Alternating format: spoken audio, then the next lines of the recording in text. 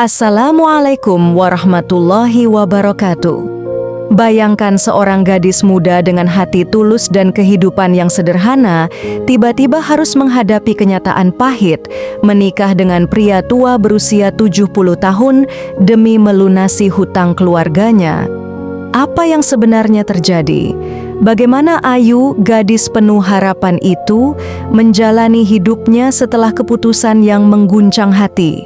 Ikuti kisah penuh haru dan perjuangan Ayu dalam menghadapi kenyataan yang tak pernah ia bayangkan sebelumnya.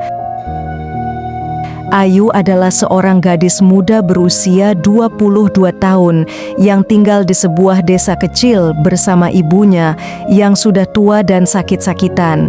Setiap hari, Ayu bekerja keras menjajakan makanan di depan rumahnya demi memenuhi kebutuhan hidup mereka. Kehidupan yang berat harus dilalui Ayu seorang diri sejak ayahnya meninggal dunia beberapa tahun lalu. Ibu Ayu, yang dulu merupakan seorang buruh tani, kini hanya bisa terbaring lemah di tempat tidur karena sakit kronis yang dideritanya. Meskipun lelah, Ayu tetap sabar dan tulus merawat ibunya. Selain harus bekerja untuk mencukupi kebutuhan sehari-hari, Ayu juga terbebani oleh hutang keluarga yang cukup besar. Hutang itu berasal dari Pak Tarno, seorang saudagar kaya raya berusia 75 tahun yang terkenal sering meminjamkan uang kepada masyarakat desa yang kesulitan. Pak Tarno dikenal sebagai pribadi yang keras dan tidak mudah memberi kelonggaran bagi para penghutangnya. Kabar tentang kekejamannya terhadap penghutang yang menunggak sudah tersebar luas. Suatu hari ketika Ayu sedang merapikan dagangannya, Pak Tarno datang menghampiri rumahnya. Mata Pak Tarno terpaku pada sosok Ayu yang kini telah tumbuh menjadi seorang gadis cantik. Dulu Ayu hanyalah gadis kecil yang sering bermain di sekitar rumahnya, namun kini kecantikannya membuat Pak Tarno terkesima. Dengan langkah penuh percaya diri, Pak Tarno mendekat dan mengetuk pagar rumah Ayu. Pak Tarno bertanya dengan nada tegas, "Di mana ibumu? Aku ingin menagih hutang-hutangnya yang sudah lama belum dibayar." Ayu yang merasa gugup hanya bisa menjawab dengan suara lirih, "Maaf Pak, ibu sedang sakit dan tidak bisa bekerja. Saya janji akan melunasi hutangnya." Pak Tarno hanya mendengus kecil, namun mengiyakan kata-kata Ayu sebelum akhirnya pulang ke rumahnya dengan wajah masam. Sepanjang hari itu, Ayu merasa khawatir memikirkan bagaimana caranya melunasi hutang yang jumlahnya tidak sedikit, sementara penghasilannya dari berjualan hanya cukup untuk makan sehari-hari. Seminggu kemudian, Pak Tarno kembali ke rumah Ayu. Kali ini, raut wajahnya lebih keras dan tidak sabar. Ayu tahu bahwa ia belum memiliki cukup uang untuk melunasi hutang tersebut. Saat itu, ibunya Ayu keluar dengan kondisi tubuh lemah dan wajah yang pucat. Ia memohon kepada Pak Tarno untuk diberi waktu lebih lama, mengingat kondisi kesehatannya yang memburuk. Pak Tarno mendengarkan dengan wajah datar tanpa menunjukkan sedikit pun rasa iba. Namun Pak Tarno justru melontarkan pernyataan mengejutkan.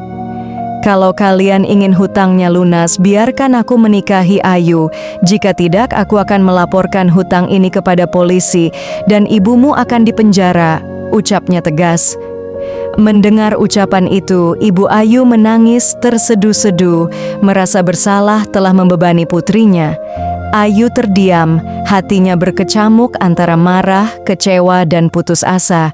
Namun ia tidak ingin ibunya dipenjara.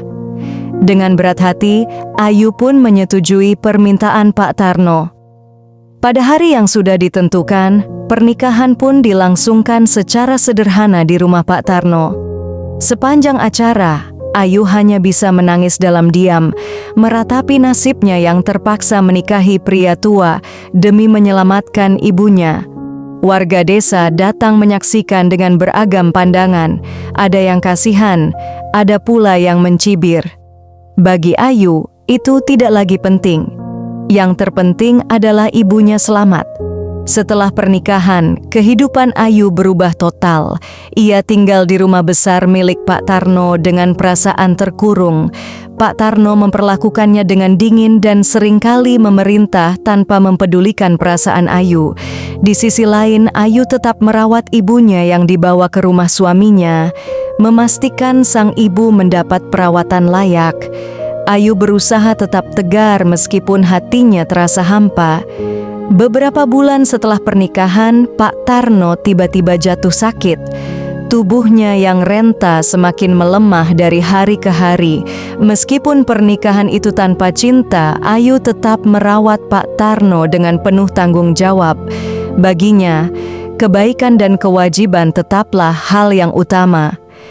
Setiap malam Ayu duduk di samping tempat tidur Pak Tarno, memijat kakinya yang kaku dan merapalkan doa agar diberikan kekuatan. Tak lama kemudian Pak Tarno meninggal dunia. Seluruh desa gempar mendengar kabar wafatnya saudagar kaya raya itu. Banyak yang bertanya-tanya tentang harta warisan yang ditinggalkan, namun Ayu lebih sibuk merawat ibunya yang kesehatannya kian memburuk. Para kerabat Pak Tarno datang silih berganti, namun tidak ada yang mengklaim sebagai ahli waris. Seiring berjalannya waktu, Ayu mengetahui bahwa dirinya adalah satu-satunya ahli waris harta Pak Tarno. Uang dan aset dalam jumlah besar kini berada dalam kendalinya. Namun Ayu tidak menjadi sombong. Ia justru menggunakan kekayaan itu untuk membantu orang-orang yang mengalami kesulitan, seperti dulu keluarganya. Ayu membuka warung besar dan mempekerjakan banyak warga desa. Ia juga mendirikan klinik kecil untuk merawat warga yang sakit tanpa biaya. Kebaikan hati Ayu membuatnya dihormati oleh semua orang. Meski masa lalunya penuh penderitaan, Ayu tetap menjalani hidupnya dengan lapang dada dan tekad untuk berbagi.